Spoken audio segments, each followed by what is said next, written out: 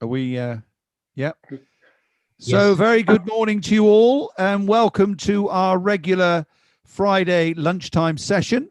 Delighted to be joined by Amanda today. So thank you. We'll talk about Amanda in a little bit later, but you're all very welcome. Talking about a very important subject today, the Building Safety Charter. In fact, we've Amanda and Howard and I have been talking about another important subject, that of whether we can go on holiday or not. There's lots of topics we could cover today, but we will be returning to construction matters, I promise you, for the next 60 minutes. So it's just turned 12 o'clock. If you'll forgive us, ladies and gents, we're going to give it another minute or two just while we welcome people into the room. We're expecting 3 or 4 dozen today, so just give people a chance to sign in. It's a very important subject that we're going to be covering today, so we just want to give everyone the chance to sign in. Yes, they're coming in thick and fast, I can see as I look at my list. If while you're waiting, if you'd pop to the chat box and just let us know who you are, the organization for whom you work, and also the geography in the UK where you're signing in from, so we can just get a little sort of resume, particularly useful for Amanda to know the audience today, which is growing as we speak. So we'll just give it till a minute or two past, and then we'll make a start. So as I say, just pop in the chat box and tell us who you are, where you're from, geographically, and the organization. And you might like to get yourself ready with the Slido code as well. The slido.com code for today is, as you can see, hashtag LM040621. Get yourselves ready on Slido on your smartphone, ready to answer a little bit of a survey, which Howard's going to go through in a few moments' time with you. And we'll have a chat with Amanda about the results of that survey a little bit later on this afternoon after Amanda's made her presentation. Well, I think it's a minute past. We'll make a start. So good afternoon, everyone. My name is Andrew Carpenter. It's my delight to host these regular now Friday lunchtime seminars. As you know, I'm sure by now, I'm Chief Executive of the Structural Timber Association and also Chief Executive of Constructing Excellence in the Southwest and the Midlands. And in terms of hosting these Friday weekly events, I'm joined by all my CE friends and family from around the UK, from Yorkshire and Humber, from the Southeast and London, from nationally, Northeast, Midlands, Southeast, Wales and the Northwest. So all the team now at CE are behind these webinars on a Friday, and also delighted that the CIOB in the Southwest are also joining us. So there's about 10 organizations now that host these events. So we're delighted to see you each and every week. I'm going to hand over to Howard now, who's just going to go through the house rules. Thank you. Thank you, Andrew. Good afternoon to everyone. As you know, I'm co-host of this from Leaders Meets. So we're going to be using Slido today. For those of you who are unfamiliar with it, it's easy to get into. You can do it one of two ways. You can either go slido.com and put the code in, which is hashtag LM040621, today's date, or you can scan the QR code. People have often asked about the QR code, and I'll tell you, as long as you've got a QR reader, it will automatically take you into Slido and open up the poll for you. So it doesn't need to be specialist Slido. Okay, so what we're going to do is we'll open today by a survey.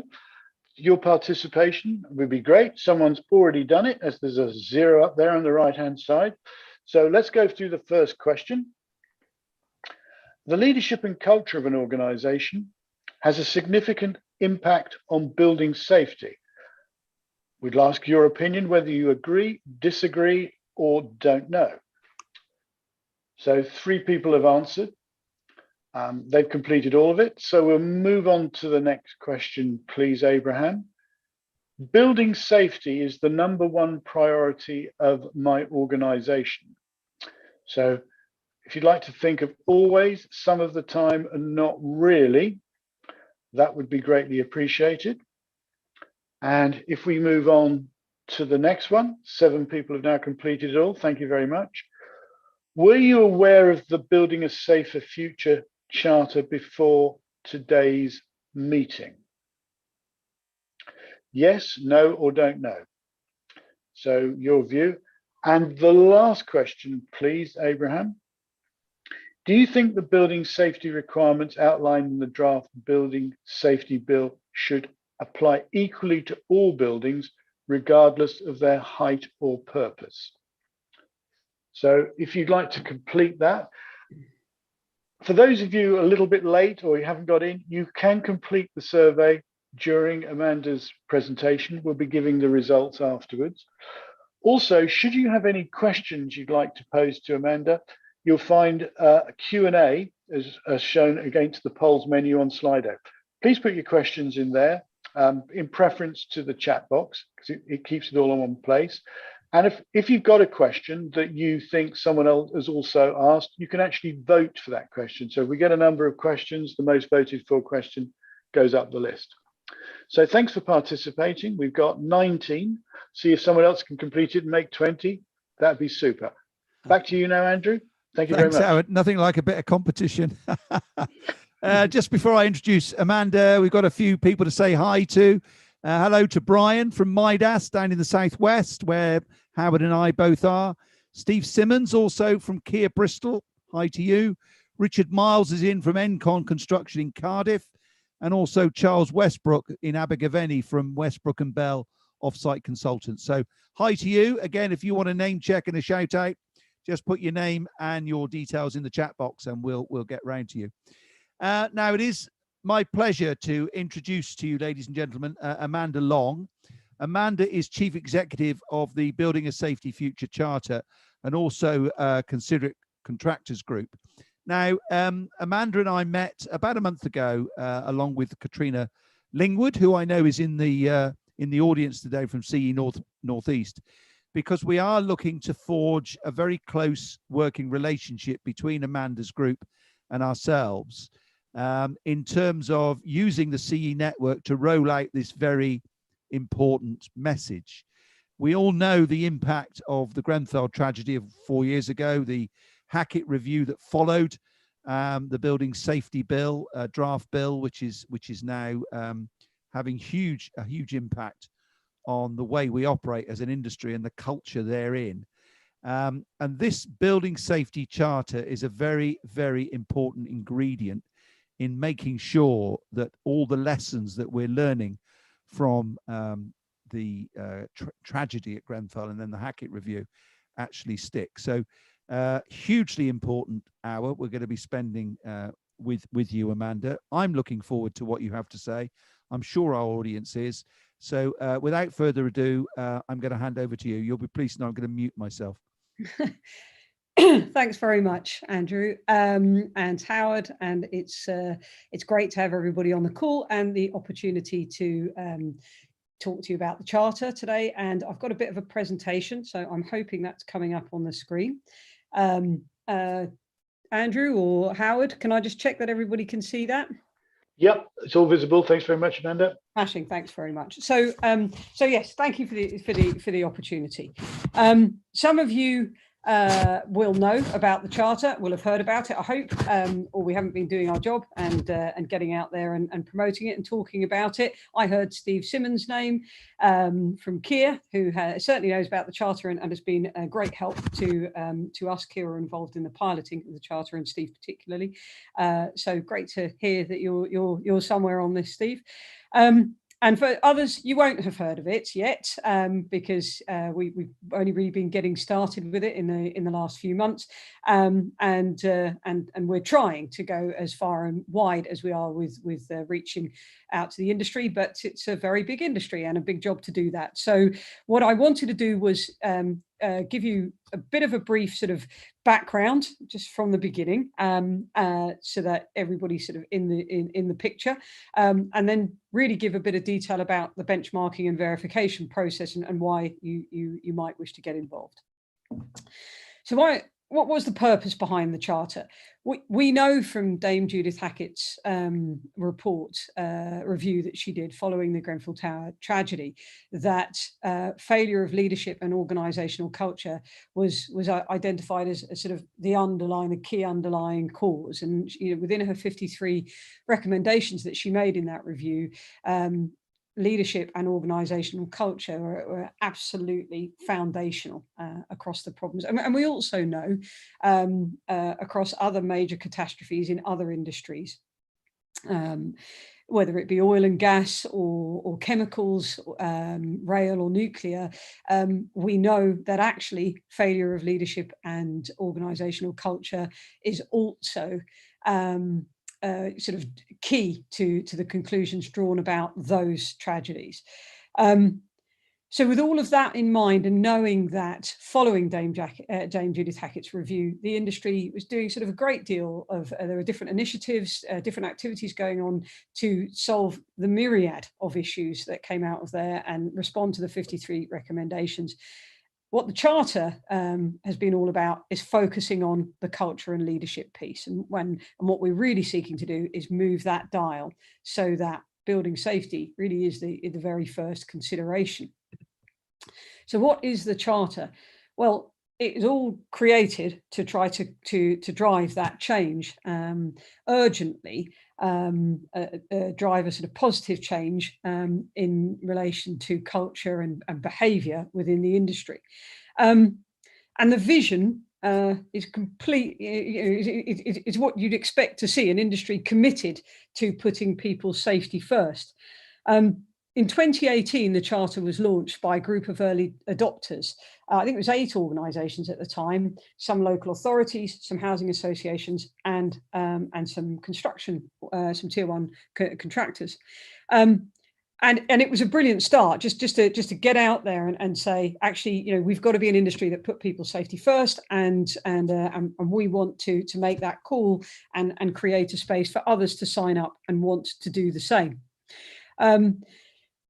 That was in June 2018. In September 20, and so it did start to get some signatories. In September 2019, I took on the role as Chief Executive of the Considerate Constructors Scheme. My background, most recently in my career, in the last 6-7 years of my career, was in consumer protection, running a global charity, which is all about being the consumer's voice, the consumer and the public voice for consumer protection. So I came to the CCS role really acutely aware of the public trust issues that are facing this industry. And one of the challenges I was bringing to the CCS board was, well, what does a scheme like CCS do to help and support the industry with some of the, and the public with some of the challenges that are now faced as a consequence of Grenfell and this spotlight that has gone onto major hazard safety within the industry. And of course, the vision I felt was laudable and exciting. I was a little alarmed coming in from a public perspective that it wasn't already the vision of the industry, but nevertheless, it was laudable. The sort of concern that I was grappling with when I first looked at the Charter was, whilst it was a fantastic start, and there are a set of 5 Charter commitments put behind the vision, which I'll talk about in just a sec. Actually, it needed more development. It needed something else in order to be able to help it do what the early adopters wanted to do. I should say, by the way, it was June 2019 when the early adopters did it, not 2018. So I went to the early adopters who at that time were looking for an organisation to administrate the Charter and try to sort of develop it and take it forward, and discussed how actually we could look at putting robust benchmarking and verification behind the commitments, and that would really help provide the industry with a structure and a framework to drive culture and change and behaviour change. And the early adopters agreed with that, and so CCS was appointed to take on the Charter and to sort of drive it forward. So we set up an independent organisation. It has its own independent chair, which we advertise for, and a group of non-executive directors from not just within construction, but also other major hazard safety sectors, to be able to help sort of inform the development of the Charter. And so that was sort of how we started to take it forward. And the commitments that sit behind the Charter, make sense, are hard to argue with. They're all about collaboration to spearhead change. They're all about being transparent in the interests of safety. They're all about making safety a key factor of choice in who organisations work with, or making it central to selection decisions. They're all about putting the voices and the safety of residents and employees at the centre of the process. And they're all about making sure that responsibilities run right the way through organisations and right the way across organisations and projects, so that it's not just about a health and safety manager, it's right the way through the organisation. So again, the commitments make real sense and are hard to argue with.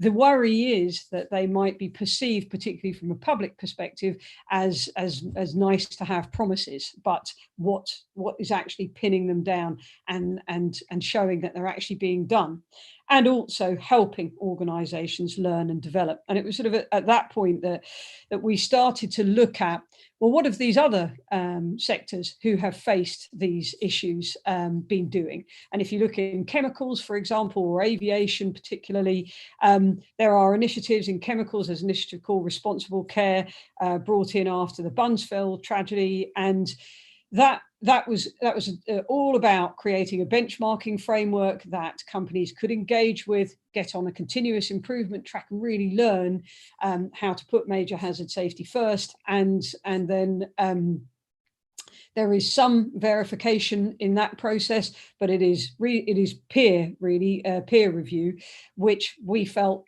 given the severity of what's happened at Grenfell and the sort of loss of public trust in the industry, we needed to have substantial verification in our process.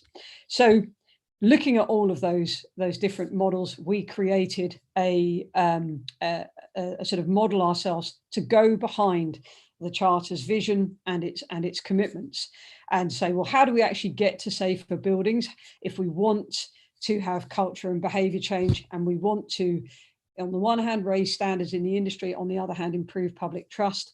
What we'll do is we'll put benchmarking and independent external verification behind it, which will then provide companies with actionable data.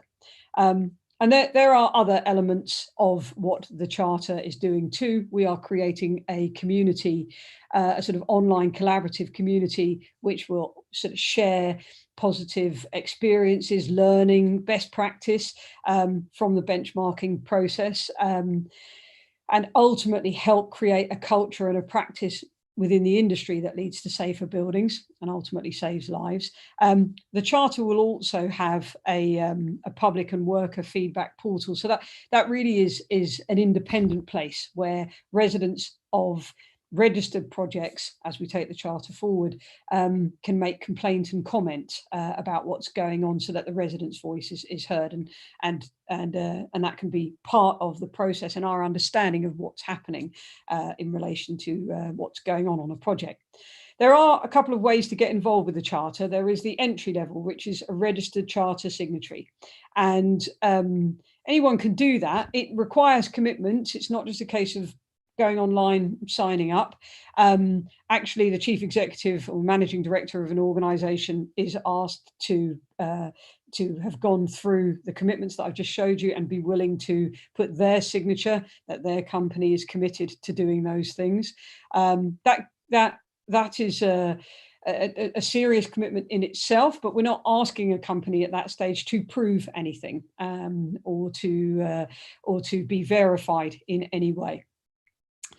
Absolutely core to the Charter, and really the area that we want to drive forward going forward is to have those that want to really champion the Charter, those that really want to place the focus on leadership and culture, and that will engage with the benchmarking process and go through the independent validation and be part of, where appropriate, leading and sharing some of the best practice that comes out of that. We have to create the benchmarking framework. We worked with a group of experts, both from inside construction and those that have been involved in other codes from other sectors and experienced in major hazard safety from other sectors. We brought them together following creating the framework through that group. We then piloted it. We learned a lot from the pilot, and it really helped us go back and shape what we were doing even further. And then finally, we have actually launched the benchmarking and verification process now. We launched it 2 weeks ago. 14 organizations very impressively have stepped forward and are those that are really showing sectoral leadership by saying, well, actually, yes, we're going to be part of this benchmarking and verification process, and they're working towards charter champion status. But what's most important is what they'll get is real in-depth learnings about their organization, how leadership, how building safety, leadership and culture is living and breathing and happening in their organization, where they have strengths, where they have weaknesses, and ultimately that will help them focus on the areas where they need to make change. Just to pause very briefly on the independent verification piece, it really is very important to the Charter. I've mentioned my concern that we need to really help build public trust and provide reassurance to the public. It also really demonstrates commitment to sort of acting now rather than waiting for regulation. I'll talk about that a little bit more in just a second. Of course, it'll also help build that collaborative community where we can learn and share together.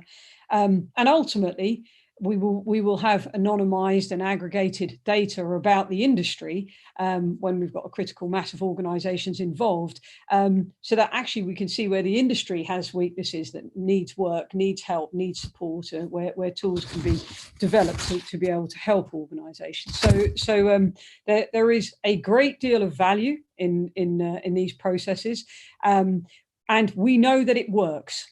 We're not doing something new. We're not blazing a trail in that sense. We went through, it was about 9 different major hazard safety approaches in different sectors, and there are just a few examples there. But what we know is that it does drive culture change. It does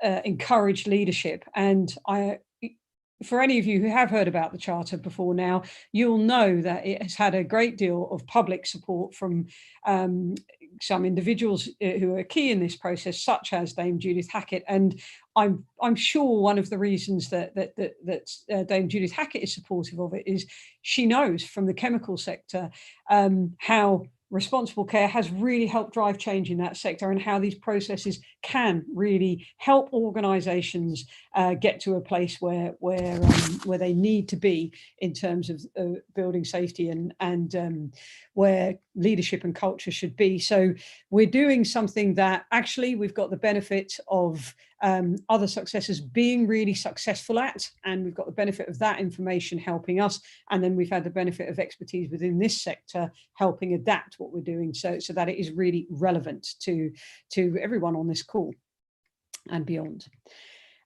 So why do it then? I think one of the key areas is it will certainly help to focus efforts to reduce risk profile of a company and of the projects that the company is involved in. A company that is mature in terms of leadership and culture, that's putting building safety first, will have a lower risk profile than a company that is not. And in fact, we're in some interesting conversations with the insurance sector to raise that point for them, because of course they are aware of the track record of how this sort of thing has worked in other sectors. As I said, actionable insights for an organization, and proof points of the organizational policy and procedures actually being applied. Of course, there are the other benefits around an opportunity to demonstrate that organizations are part of the solution rather than part of the problem. So being proactive about sectoral leadership, and as I say, also that opportunity for data that will actually help the industry as a whole. So what does the actual Building Safer Future benchmarking framework look like, and how does it work?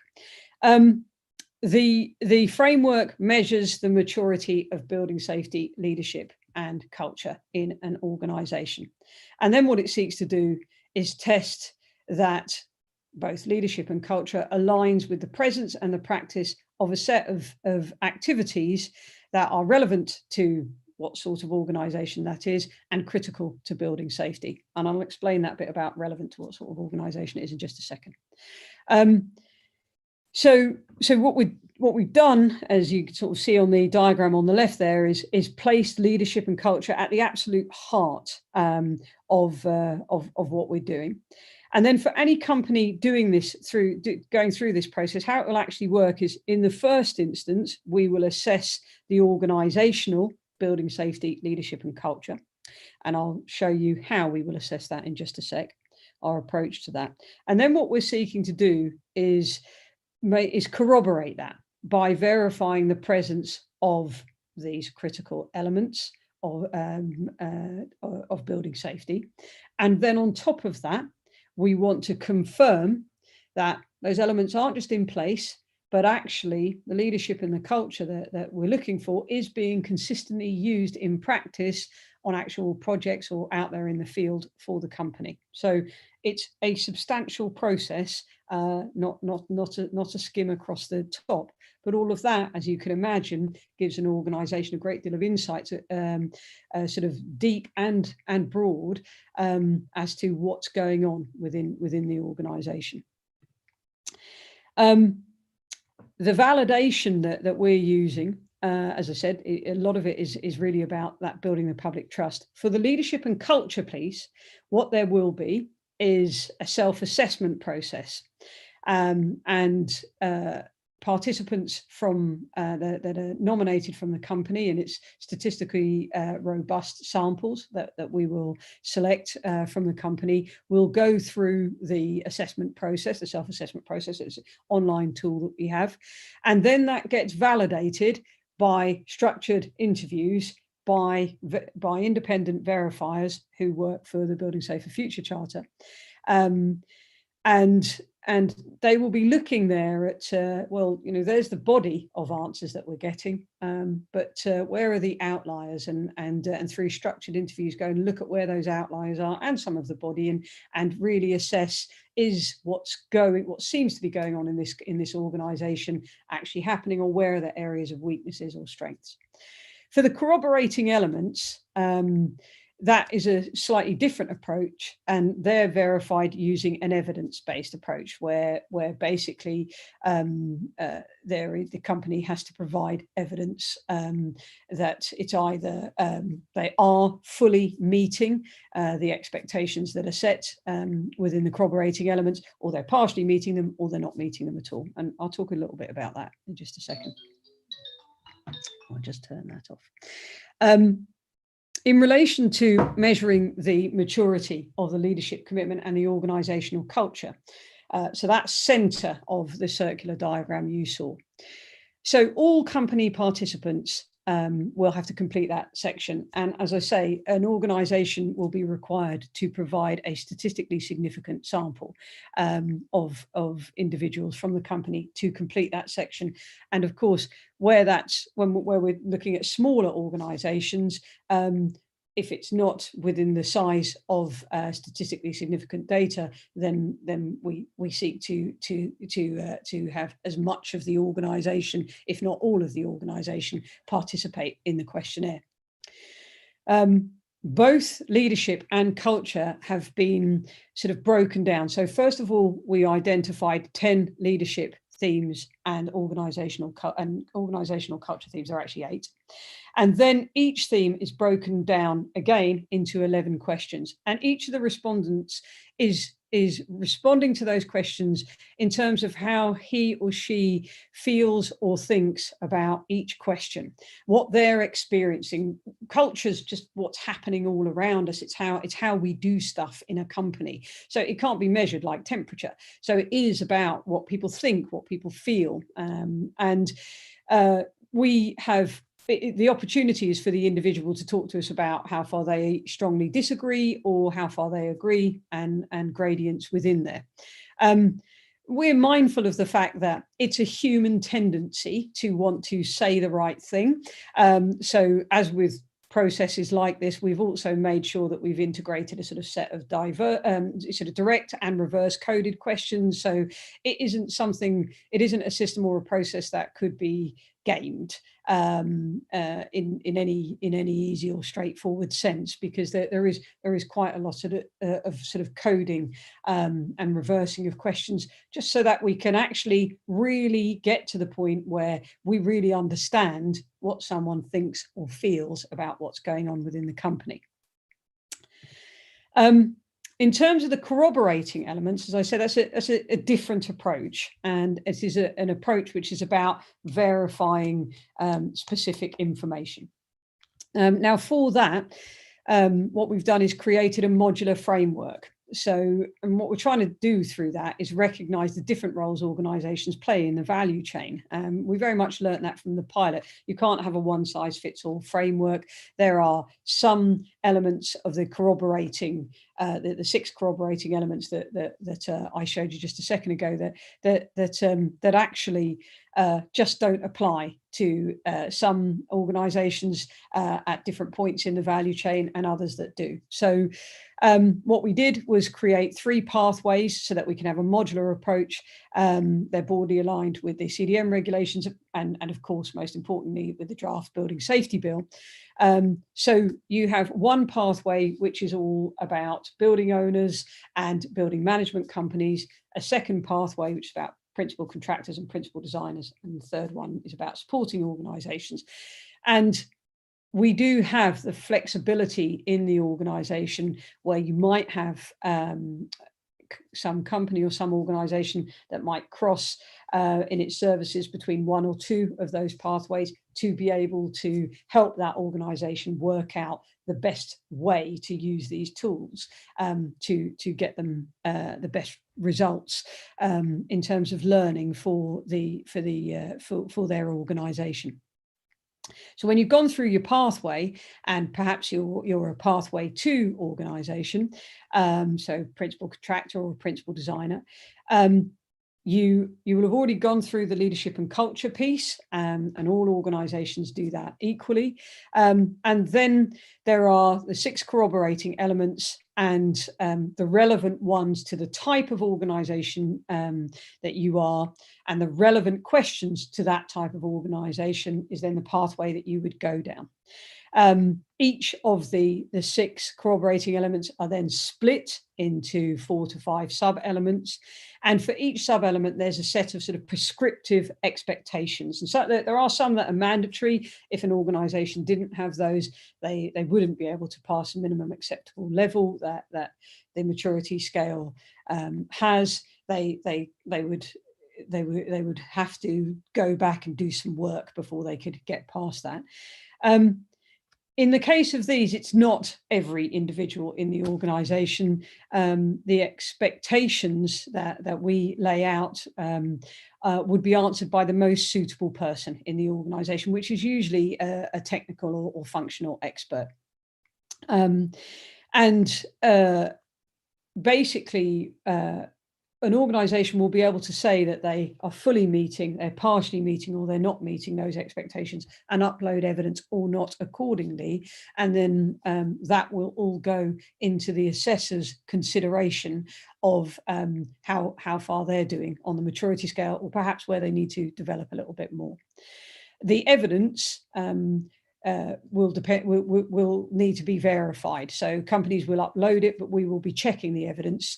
So where, for example, a company in managing change is uploading its change management systems, there will be human checks on what that system looks like and whether it's fit for purpose.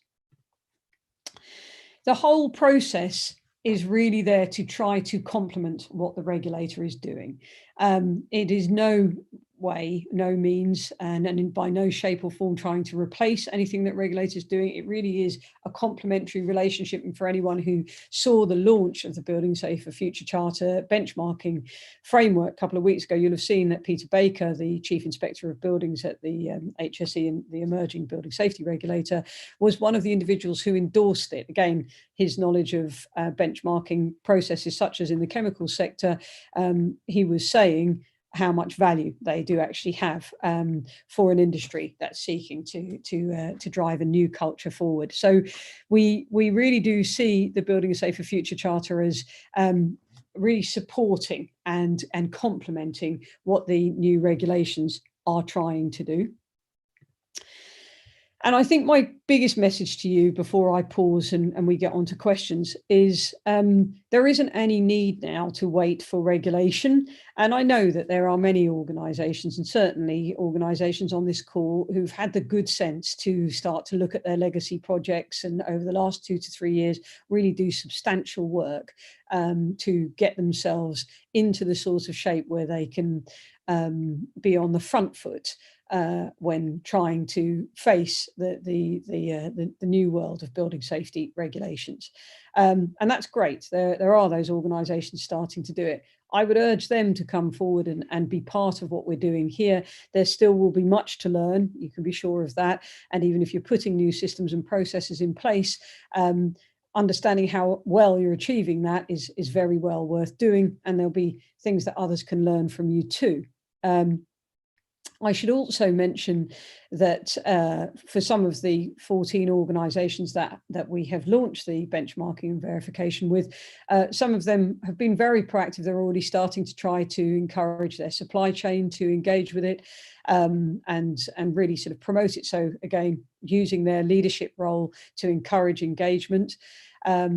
There's a real opportunity for you to do that. And of course, then you're working with organisations that have got the right sort of levels of maturity for the things that are going to matter for the industry.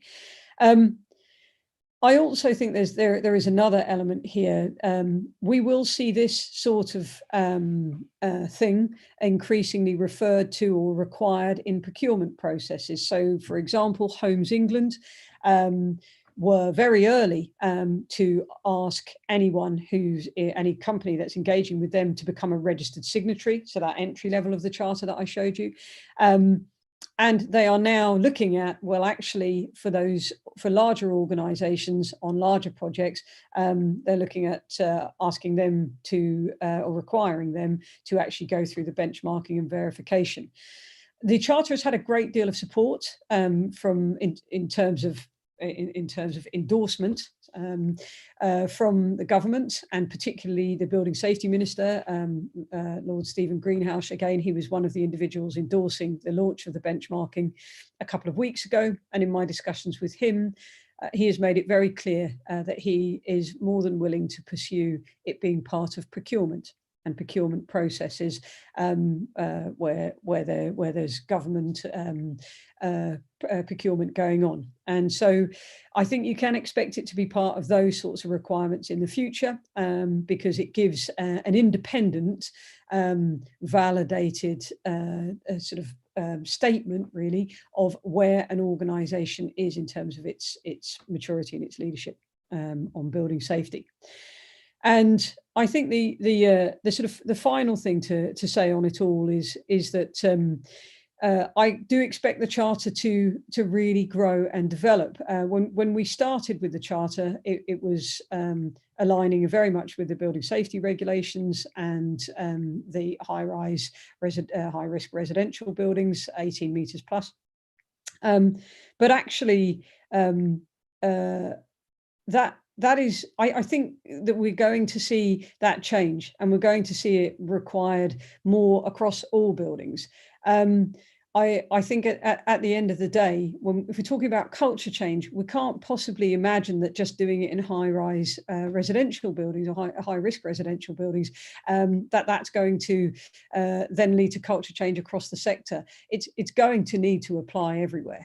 And I think we can expect that in the future, particularly housing associations that are in the early adopters have said from the beginning, well, we don't expect this charter to just be applying to the HRRBs. We expect it to be across all of our buildings and all of our estates. So I think we will increasingly see that too. And I think the only final point to make is we're also started work with UCAS to look at how we can get accreditation for the charter and our verification processes. And I would expect that to be much more into next year.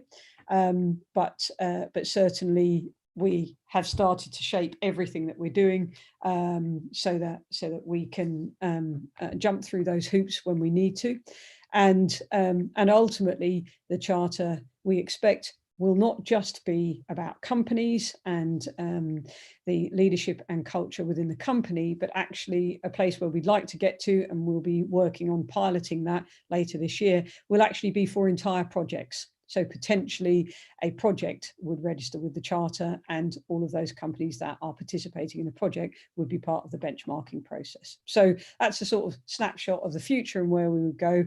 Perhaps, Andrew, I should pause and hopefully answer any questions or help anybody with anything else that I can today in terms of what they need to know. Amanda, thank you so much. Very informative, very useful. So thank you for that. We'll go on to the survey results in a moment. But I've got a question from Brian Smith. Sorry, I was just looking for the name. Brian asks if the slides will be available. Amanda, I'm sure you won't mind if we share your slides with our audience.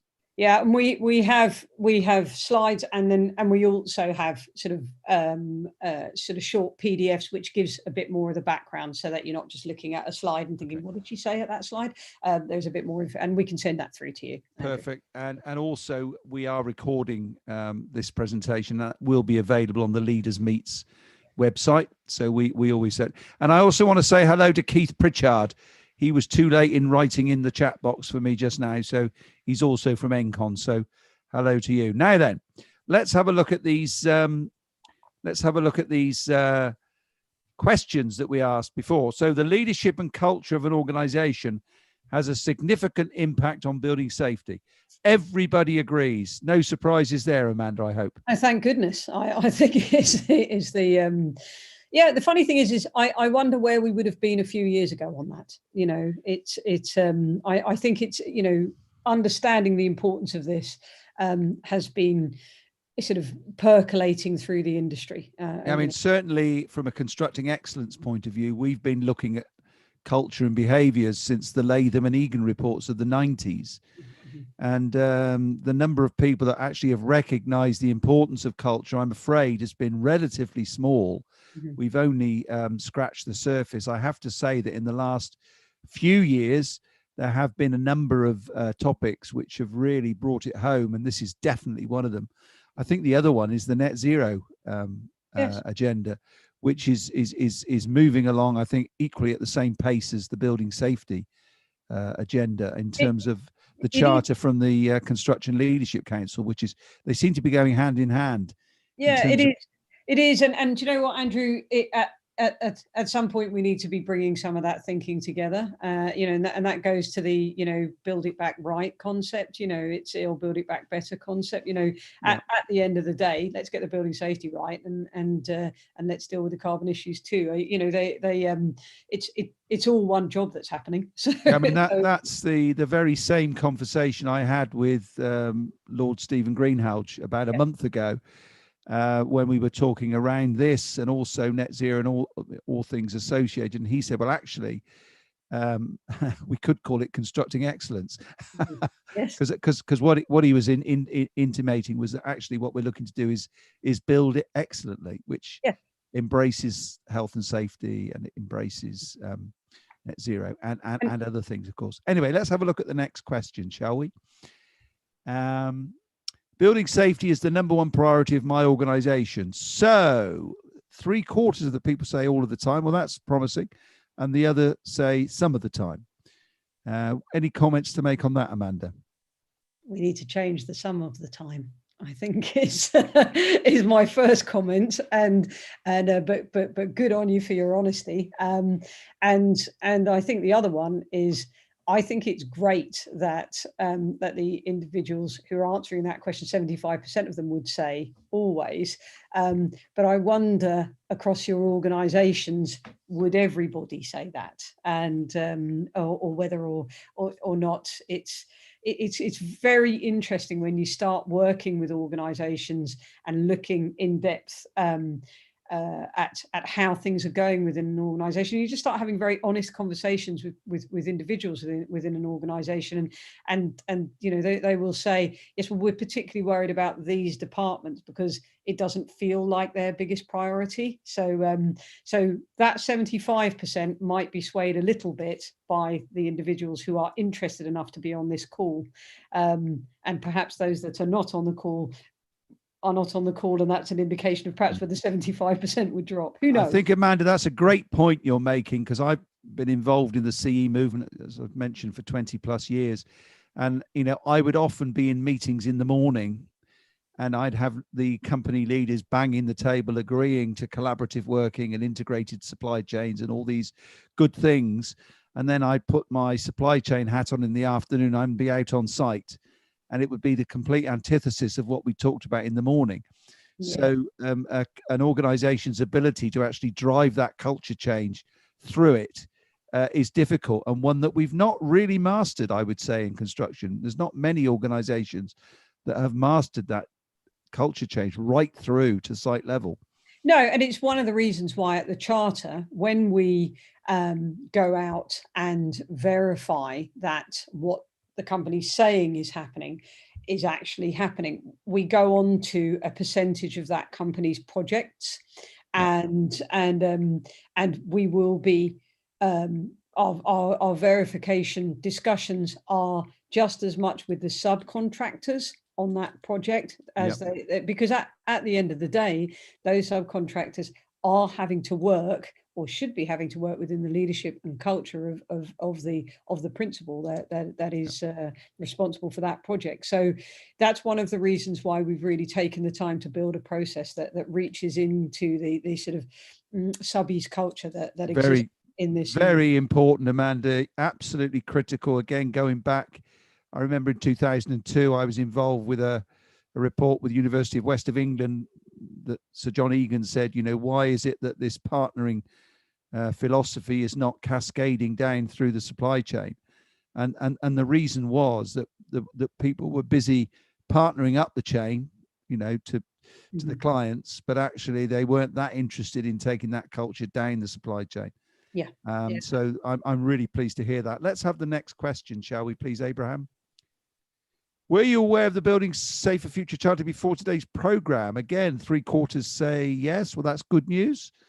I would suspect, Amanda, but maybe the point you made earlier that we may be preaching to the converted in many cases. A little bit, a little bit. I mean, that there's nothing wrong with that. I'm sure that there'll be some of that 75% there who didn't have some of the detail that I hope I've given, and sort of a bit of further insight in it. So value there, I hope. And of course, for the 25% who didn't know, well, I really hope that that's got you thinking. So, but yeah, I think.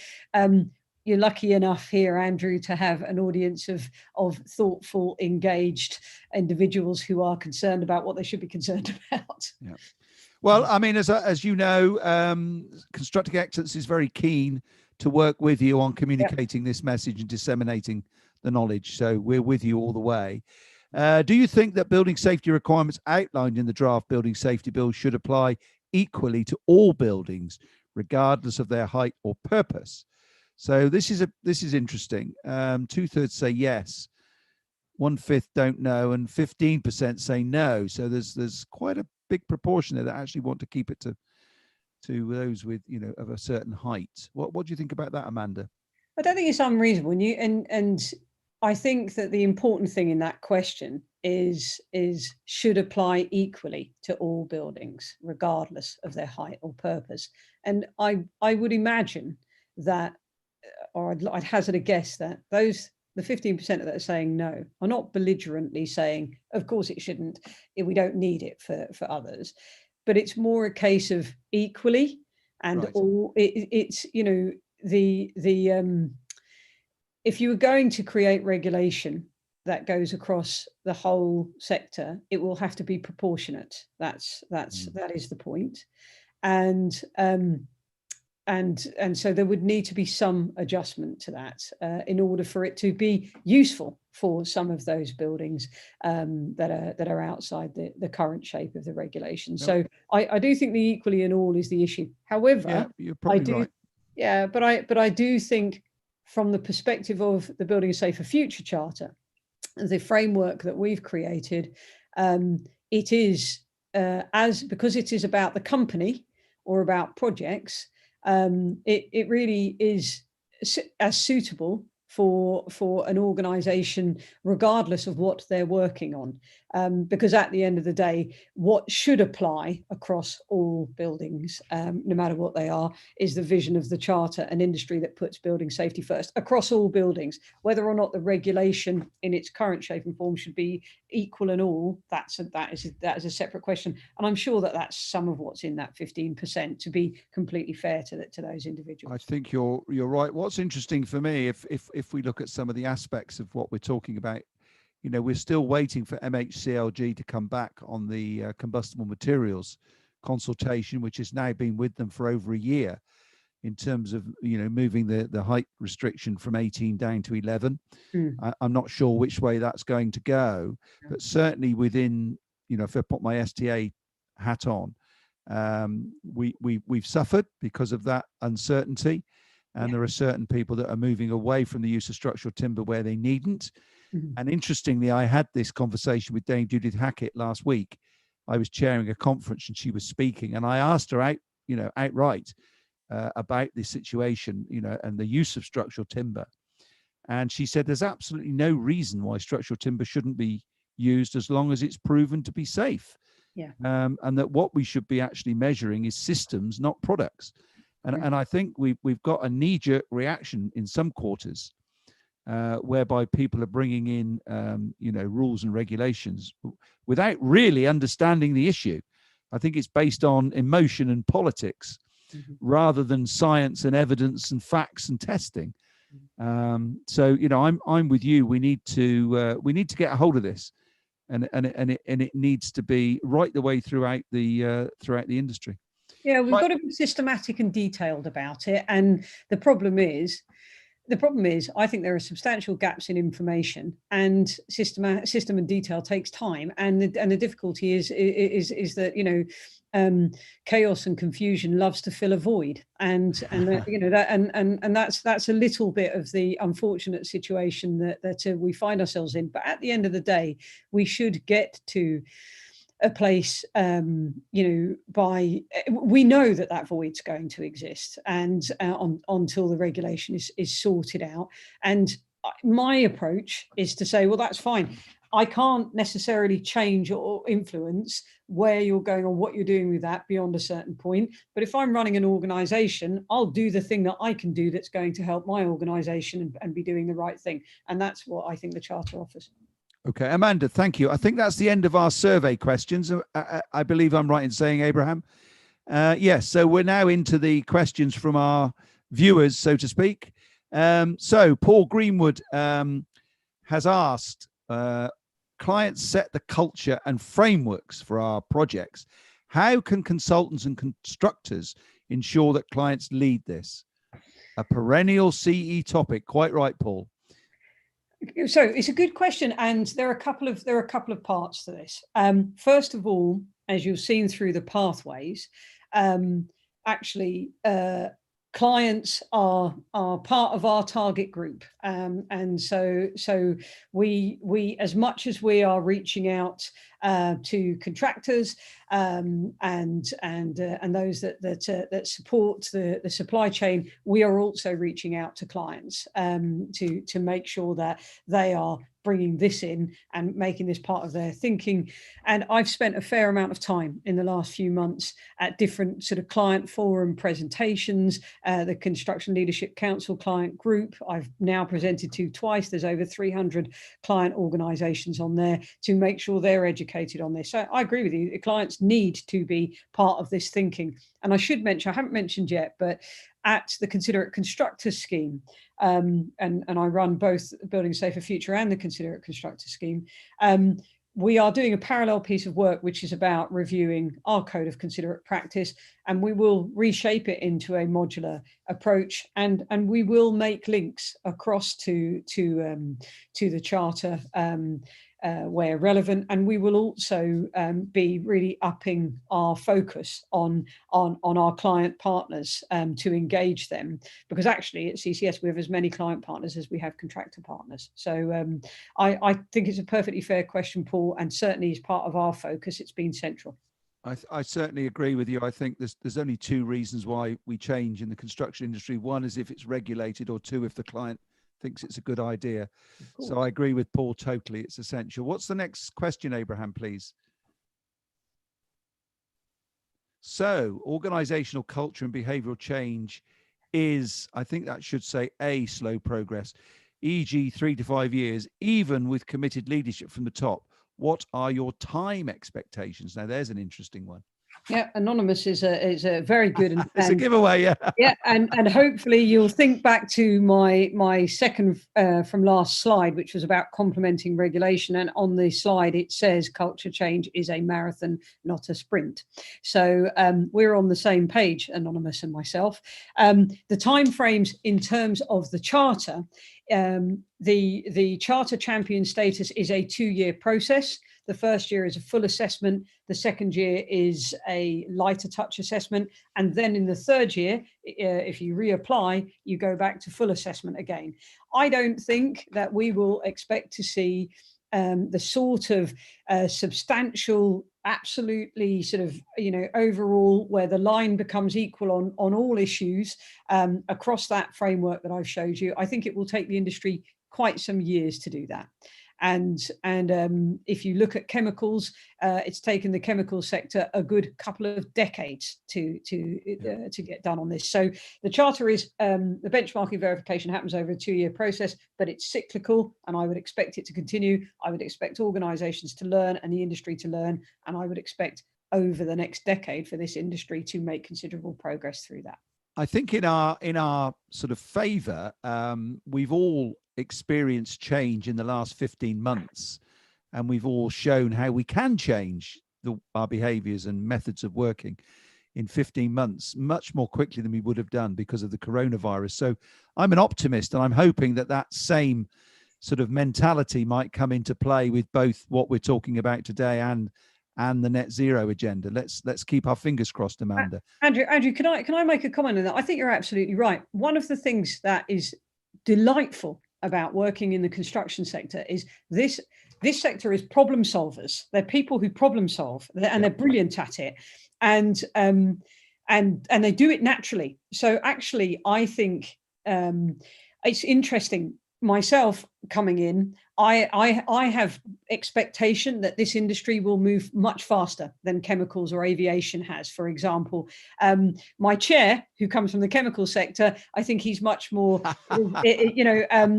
I actually do think this you share my optimism, Amanda. Yes, this is an innovative, problem-solving, let's get at it sector, and I reckon once people get hold of this charter framework and start doing stuff with it, they'll move on quickly and they won't take no for an answer.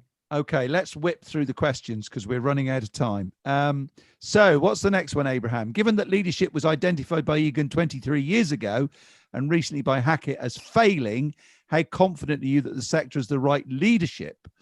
Interesting. I think we'll see. I can't answer how confident I am on that. Ask me in a year's time when we. Do you not think though we've shown leadership through the Leadership Council? Construction Leadership Council. I think the CLC has been really brilliant at bringing this in. Really brilliant at bringing together the for the first time in my working lifetime. Yeah, it's done really well, and I mean, my goodness, what a broad church it's got to do. But we need to see if the leadership of this industry is up to the challenge, because it's a big challenge to deal with building safety. I hope so, and certainly the people that I've sat around the table with at the CLC, I've been really impressed by. And the next question then, please, Abraham. We need to whip through these now. Tier 1 organizations may participate, but how do you see Tier 3 and 4, even 5 businesses who employ the majority of the employees in the sector participating?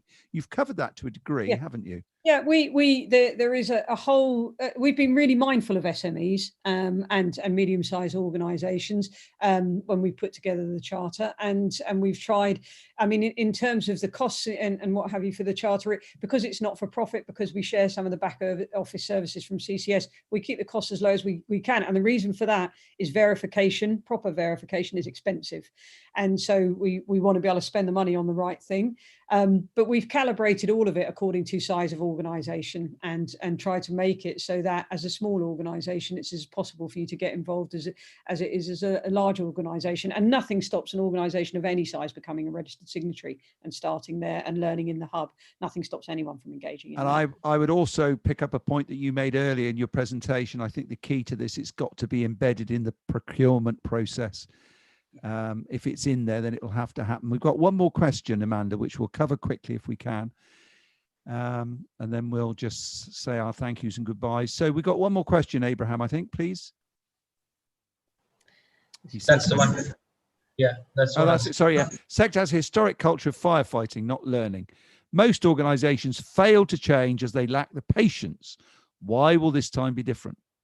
Andrew, again, we've covered it to a degree, haven't we, in some of the comments we've made previously. Yeah, I think you'll be. I'm beginning to think you're right. You've written these. No,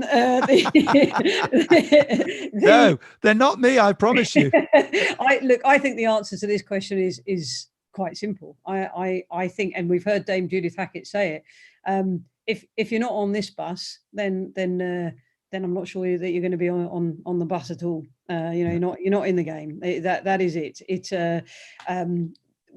I think that the building safety regulations, the story, the learnings after Grenfell, I think that's changed everything. And I think the failures of the past are the past. I agree. And I think we've got these huge topics, haven't we, of building safety and net zero.